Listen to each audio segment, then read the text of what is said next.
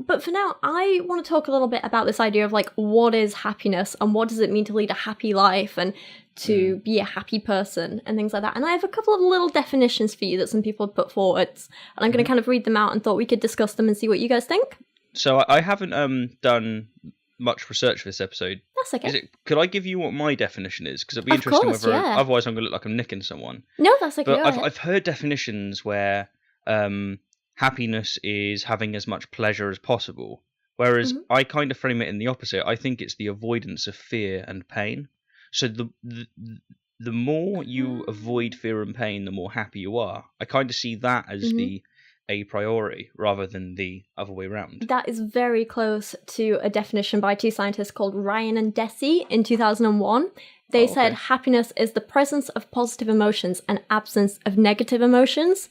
So they made it very clear that it's like a mix of both like the positive and lack of negative. So it's not just this kind of middle line floating along with everything. You need, you know, a bit of both. So that's a little bit similar to what you're getting at, I think. I would say that happiness is, you know, a hot cup of coffee and a beautiful sunrise with crisp air. Like it's a feeling of contentment of I don't like coffee.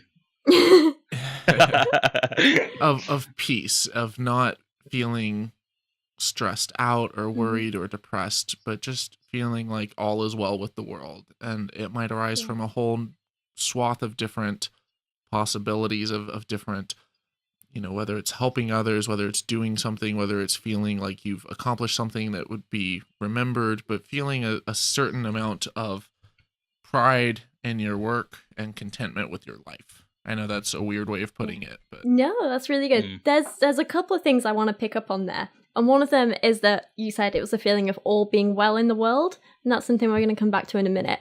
And the other one is how you said a hot cup of coffee. And Stephen immediately went, oh no, I don't like coffee. And I think that says a lot about how this idea of happiness and how we achieve happiness and what happiness means is a very personal thing. And there's no one size fits all. Yeah. And funnily enough... Oh, sorry, go ahead. I was just going to say, I can imagine there's trends. Like, I suppose there's not many people that really enjoy involuntary pain. But you are going to get differences between chocolate ice cream and vanilla. Yeah. But also just about kind of like the path to finding happiness in terms of like, you know, so it might be easy to say, oh, to be happy, you need to do what you love. But doing what you love is going to be very different for different people.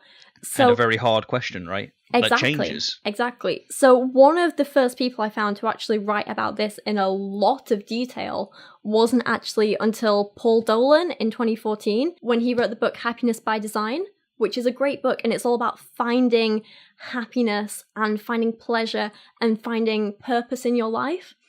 And it's a very, very good book about happiness. But he was one of the first people to really talk about how happiness is a very personal thing. And I find it very weird that in like, you know, 1,500 years or something, we didn't really start thinking about this too much up until now.